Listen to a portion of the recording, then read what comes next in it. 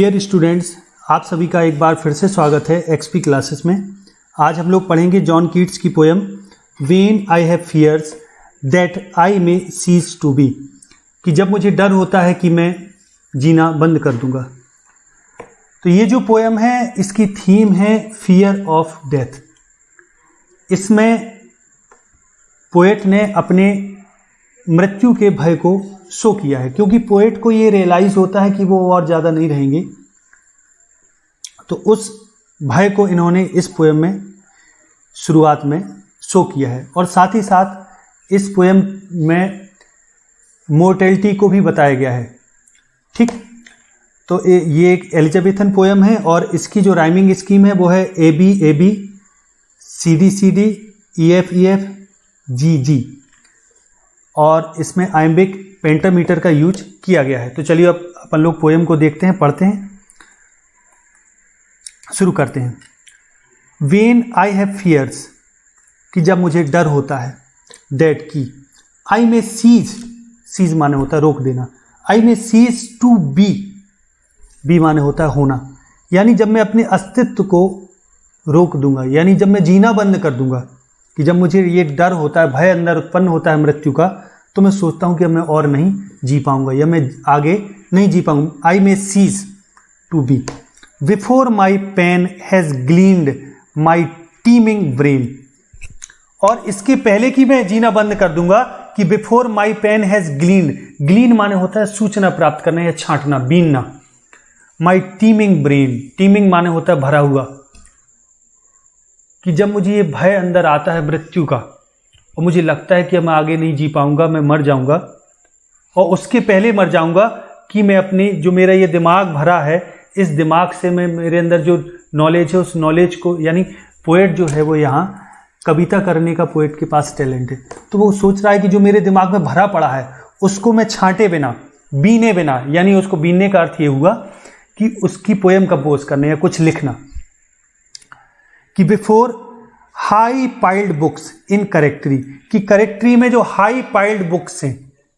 High piled books माने, high माने होता है ऊंचा और पाइल्ड माने ढेर, कि ऊंचे ढेर वाली जो किताबें हैं वो,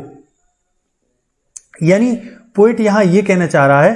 कि मुझे ये डर जब होता है मृत्यु का, यानी जब मुझे भय अंदर उत्पन्न होता है कि मैं आगे और नहीं जी पाऊंगा, और ये मेरा जो भरा हुआ जो ज्ञान है ये इतना सारा, और ये ज्ञान कहीं ना कहीं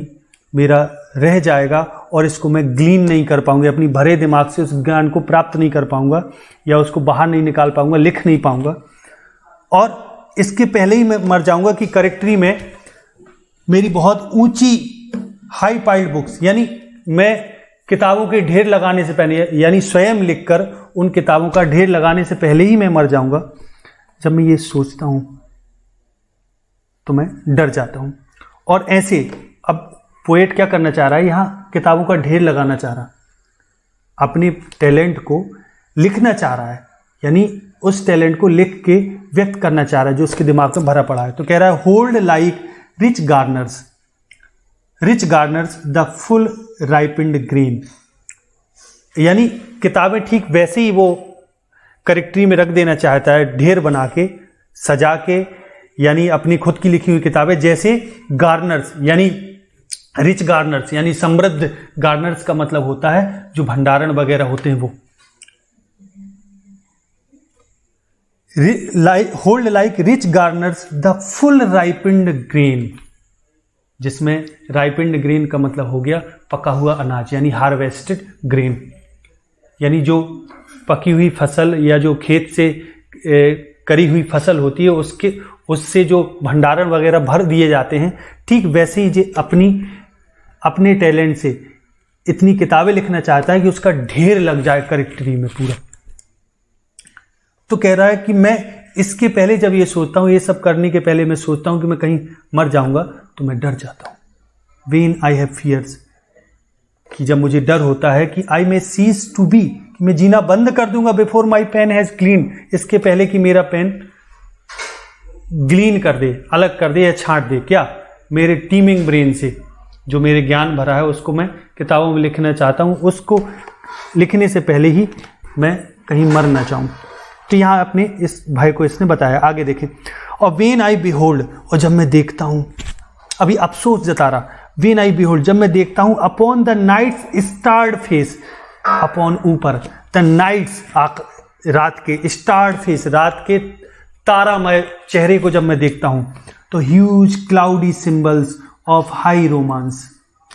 ह्यूज विशाल क्लाउडी सिंबल्स,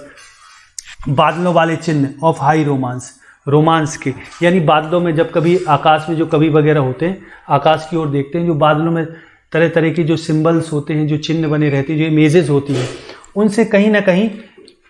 पोएट जो होते हैं वो कुछ सिंबल्स लेते हैं अपनी पोएट्री को लिखने के लिए, पोएम को लिखने के लिए। तो वो कह रहा है जब कभी मैं आकाश को देखता हूँ, ऐसे तारों से भरे आकाश को, और उनमें ये बड़े बड़े सिंबल देखता हूँ, तो मैं सोचता हूँ कि मैं तो मर जाऊँगा, तो इन सब का क्या होगा, मैं कैसे फिर ये कर सकूँगा आगे। एंड थिंक दैट, और ये सोचता हूँ कि I may never live to trace their shadows with the magic hand of chance, कि और सोचता हूँ कि that I may never live, कि मैं और अब कभी नहीं इतना जी पाऊंगा कि मैं ट्रेस कर सकूं, चिन्हित कर सकूं देयर शैडोज, उन रोमांस वाले जो सिंबल्स हैं उनको, उनकी छायाओं को चिन्हित कर सकूं with the magic hand of chance, अवसर के जादुई हाथ के द्वारा। यानी जब मुझे चांस मिले और जब मैं उस आकाश को देखूं, तो मैं ये देखूं कि कौन से सिंबल हैं जो पोइट्री में उतारे जा सकते हैं, जिनको इमोर्टलाइज किया जा सकता है, जिनको पर्सोनिफाई किया जा सकता है। तो ऐसा वो सोचता है ऑथर, डरता है कि अब मैं और आगे ये चीज़ ना कर सकूंगा आगे। एंड वेन आई फील, और जब मैं सोचता हूँ, fair creature of an hour, fair creature of an hour. अब यहाँ fair creature of an hour जो है वो ऑथर की प्रेमिका है। तो अब प्रेमिका की ओर थोड़ा उसका दिमाग जाता है, तो कहता है वेन आई फील, जब मैं फील करता हूँ कि fair creature of an hour that I shall never look upon thee more, और मैं ये सोचता हूं कि I shall never look upon thee माने होता है तुम, मोर माने और ज्यादा, कि मैं तुम्हारे तरफ और ज्यादा ना देख पाऊंगा, यानी फिर मैं कभी तुम्हें और ना देख पाऊंगा। तो never have relish in the fairy power of unreflective love, और मैं ये सोचता हूं कि मैं नेवर हैव रेलिस, रेलिस माने होता है स्वाद, आनंद, और मैं कभी आनंद ना ले पाऊंगा in the fairy power of unreflecting love, fairy माने जादुई, पावर माने शक्ति, अनरिफ्लेक्टिंग जो रिफ्लेक्ट ना हो यानी दृढ़, कि उस अडिग प्रेम की जो जादुई शक्ति है उसको कभी और चख ना पाऊंगा, स्वाद ना उसका ले पाऊंगा, आनंद ले पाऊंगा। देन, और जब ये सब मैं सोचता हूँ मारे डर के, अब यहाँ ऑथर क्या क्या कह रहा है, वो क्या क्या नहीं कर पाएगा, यानी उसको डर होता है कि वो मर जाएगा, और इसके पहले ही मर जाएगा कि वो अब उसके दिमाग में जो भरा है उसको वो ग्लीन नहीं कर पाएगा अपने पेन के माध्यम से,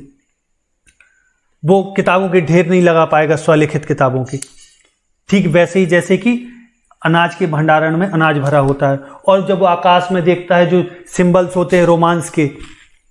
उन सिंबल्स को अपनी पोइट्री में यूज नहीं कर पाएगा। तो ये सब वो बता रहा है कि ये चूंकि मृत्यु का उसको भय है, तो वो सोच रहा है मरने के बाद जब मैं मर ही जाऊंगा तो मरने ही वाला हूं, तो फिर मैं ये चीज़ नहीं कर पाऊंगा। तो आगे वो सोचते हैं कि और फिर थिंक करता है, सोचता है कि इन सिंबल्स को कभी मैं ट्रेस नहीं कर पाऊंगा। एंड वेन आई फील, और फिर वो ये फील करता है, अब ऑथर यहाँ फील कर रहा है, अनुभव कर रहा है डर के, सोच रहा है ये चीज़ कि जब मैं ये महसूस करता हूँ कि जो fair creature of an hour है, जो मेरी प्रेमिका है इस समय, जो सबसे फेयर है, सुंदर है, उसको मैं और नहीं देख पाऊंगा, और ना ही उसके उस जादुई, उसके अनरिफ्लेक्टिंग लव की फेरी पावर को, जादुई शक्ति को अनुभव नहीं कर पाऊंगा। तब जब ऐसा ऑथर सोचता है तो अपने आप को कहाँ खड़ा हुआ सोचता है, कहाँ खड़ा पाता है। देन ऑन द शोर, लहरों के आसपास यानी समुद्र के किनारे, तट पे खड़ा है वो। ऑफ द वाइड वर्ल्ड, कि जहां पूरा विस्तृत संसार है खाली, तो वहां खड़ा सोच रहा है। Of the wide world I stand alone, then on the shore, कि समुद्र के किनारे लहरों के पास। ऑफ द वाइड वर्ल्ड, कि इस फैले संसार में, आई स्टैंड अलोन, कि मैं अकेला खड़ा हूं। एंड थिंक, और सोचता हूं, till love and fame to nothingness do sink, ये जो प्रेम है और जो फेम है ये नथिंगनेस में है, यानी एक समय सब समाप्त हो जाएगी, और डू सिंग, और डूबनी ही है, तो फिर सोचना बेकार है, व्यर्थ है, फिर मैं क्यों सोच रहा। इन सब की चिंता क्यों कर रहा। तो आप थीम समझ गए होंगे इस पोएम की क्या है, फियर ऑफ डेथ है और साथ में मोर्टेलिटी भी है, क्योंकि इसमें लव एंड फेम को भी अंत में नथिंगनेस में बता दिया। तो आशा ये पोएम आपको अच्छी लगी होगी। यदि अच्छी लगी है तो वीडियो को लाइक और शेयर जरूर करें। आगे अगली वीडियो मिलते हैं, तब तक के लिए नमस्कार, जय हिंद, जय भारत। बंद।